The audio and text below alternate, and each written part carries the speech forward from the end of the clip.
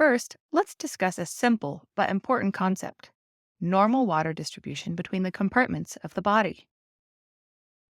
Total body water, annotated TBW, comprises 60% of a person's ideal body weight. The intracellular space, annotated ICF, is twice that of the extracellular space, making up 2/3 or approximately 67% of total body water. Dividing the intracellular and extracellular space is a semipermeable membrane. The membrane allows water and other molecules like urea to move freely between the intracellular and extracellular space. Molecules like sodium do not move freely across the membrane. Therefore, it is capable of exerting an osmotic effect across the membrane, where water will move from lower to higher concentrations until osmotic equilibrium is reached. The extracellular space, annotated ECF, makes up 1/3 or approximately 33% of total body water. 3/4 of the extracellular water is distributed in the interstitial space, which is approximately 25% of total body water. 1/4 of extracellular water is distributed into the vascular space, also known as plasma. This accounts for approximately 8% of our total body water.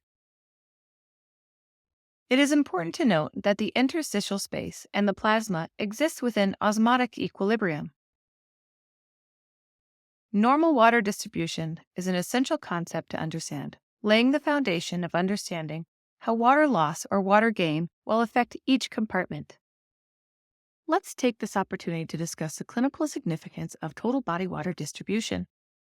Take, for example, a 100-kilogram patient who arrived in the ER with 3 days of nausea and vomiting who is now obtunded.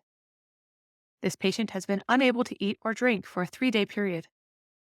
Routine labs reveal an elevated serum sodium of 163. This patient has severe hypernatremia, which is by definition a water deficit. Using concepts we review in later modules, you determine the free water deficit is 10 liters. Let us now review how 10 liters will alter each compartment. The total body water for this 100-kilogram person is 60 liters. With simple math, we know that 40 liters, or 2/3 of total body water, will distribute to the intracellular compartment. We also know that 20 liters, 1/3 of total body water, distributes to the extracellular compartment.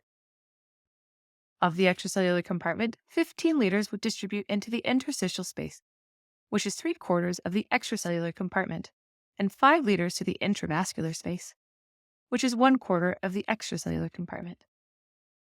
We will assume now that this is a closed system and that the kidney is not simultaneously excreting water. If we were to add 10 liters of water, total body water is now 70 liters. The intracellular free water volume will increase from 40 liters to 47 liters. The extracellular free water volume will increase from 20 liters to 23 liters. The interstitial volume will increase from 15 liters to 17.25 liters. The intravascular, also known as plasma, will increase from 5 liters to 5.75 liters. It is important to highlight that the intravascular space will expand by only 0.75 liters, or 750 milliliters. This is a crucial concept to understand. The addition of water to the system, even with an exaggerated volume such as 10 liters of water, contributes minimally to intravascular volume expansion.